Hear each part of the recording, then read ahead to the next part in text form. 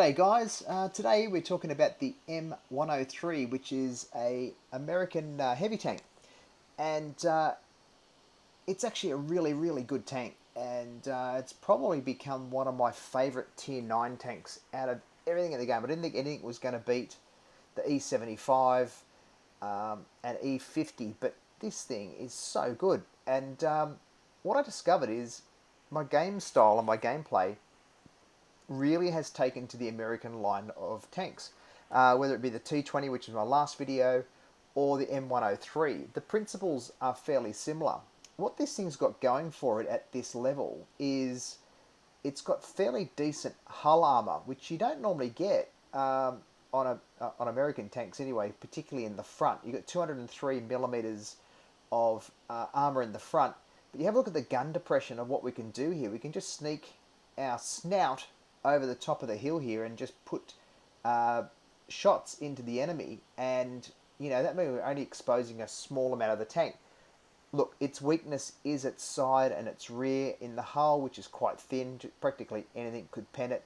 But the beauty of the tank itself, for a heavy tank, it's actually really mobile. So the thing gets around and can confuse the enemy, because as a heavy tank it behaves a lot like a medium tank, just with some more armor. So it actually drives a lot like a Pershing, and it's got some armor to boot, and it's got some really good gun depression and fantastic gun. It does normally 300 to 500 shell damage, depending on what you do with its standard shells.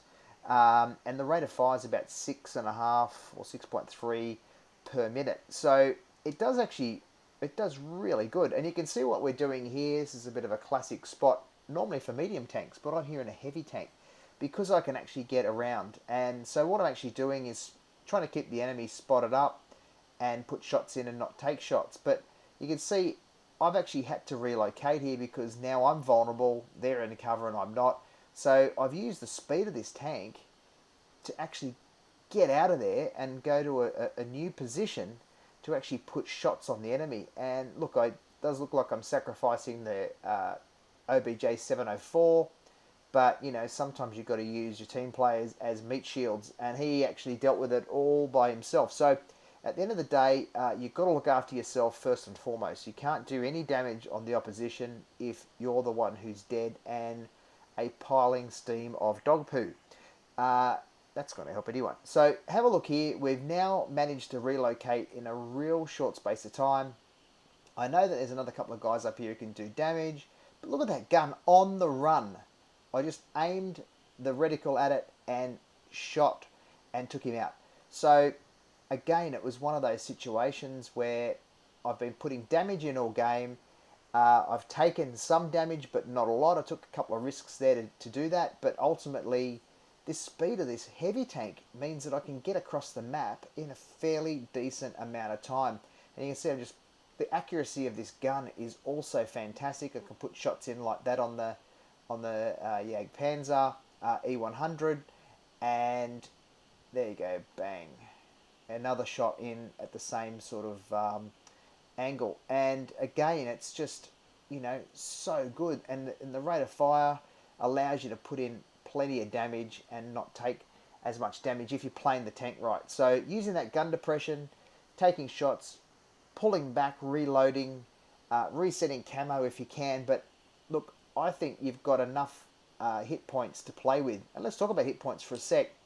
With the equipment on there and the improved equipment there, you can actually add another 105 hit points to it, which brings you up to around about 1805, I think it is, all up. That's actually pretty decent for a tier 9 heavy tank. So if you're using the front of the tank, which has the most of the armor, and not going side on, means you're not going to take as much damage. You've got decent hit points, and you've got a gun that can deliver the damage. So it's a whole different ballgame when you're sort of looking at those facts and figures that way. Now have a look here. I'm not going where most of the heavy tanks go on this map, which is normally to the right. I'm actually going to go to the left where all the medium tanks go, and I actually called left. And the reason I'm going to do that is because I've got a couple of favourite spots here that in American tanks where you can go hull down and only expose your turret, it's actually pretty good. However, the turret on this guy isn't as strong as what some of the other American heavies are, like a T30 or something like that, or even like the T29 or the T32, because it's only got 127 mil. But typical American turret, it actually has, it's quite slender. So it does tend to bounce shots quite a lot, which is really good. So what I'm doing here is I'm just positioning myself behind this cover, which is hard cover, and I'm just scouting out to see where the enemy is and just sticking my nose out. And as you can see, the front of the tank is quite close to the actual gun itself. So you can actually just stick the snout of it out and not get it blown off. And in this case here, we've got, you know, a very capable French tank. Bounce that shot straight off me. He's not going to bounce the next. He's going to put one into me because I showed him my side, which was unfortunate. But again, I've just pulled back here. I've given him hardly anything to aim at, and he's just at the edge of my view range.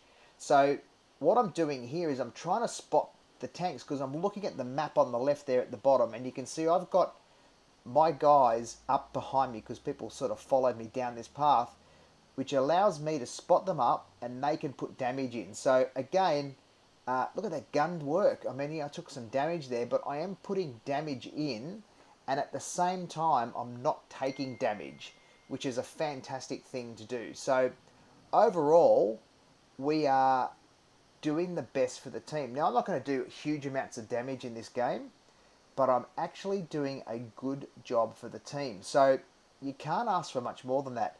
And I actually now going to put myself into real danger for the benefit of the team.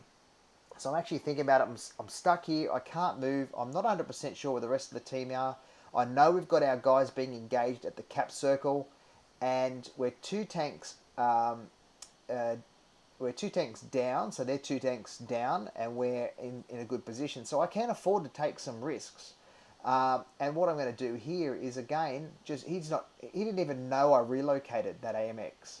And because I've spotted him up here, he's actually now exposed. And now he will always be exposed. If he wants to stick his nose out, he's going to get it shot off.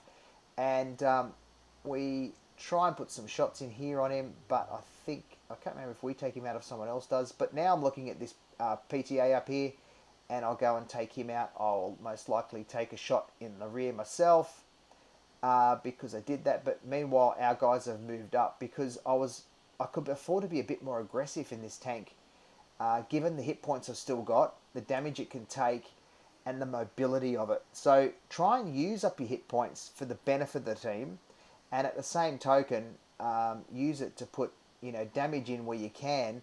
And the best part about it is you've got plenty of hit points to use up. Don't be afraid to use them. A lot of people sit back and they just wait, you know, until the very last minute and think, oh, I should have moved, and by then their whole team is dead, and they're sitting back going, I've got full hit points, I didn't get hit. But then they go and get savagely raped by the rest of the team because they'd sat back and not delivered any damage and helped the team. So be a team player, get in there and help your mates, and do what you can to get as much damage on the opposition as possible. And overall, the M103 delivers on every aspect that you want from a tank at tier 9. Really love it. Looking forward to the E5, and particularly now that there's had some buffs, which is great. So this is fantastic. I really love the tank, and hopefully you do too. Like the channel, subscribe, and certainly give us a like on the video if you like it. Thank you.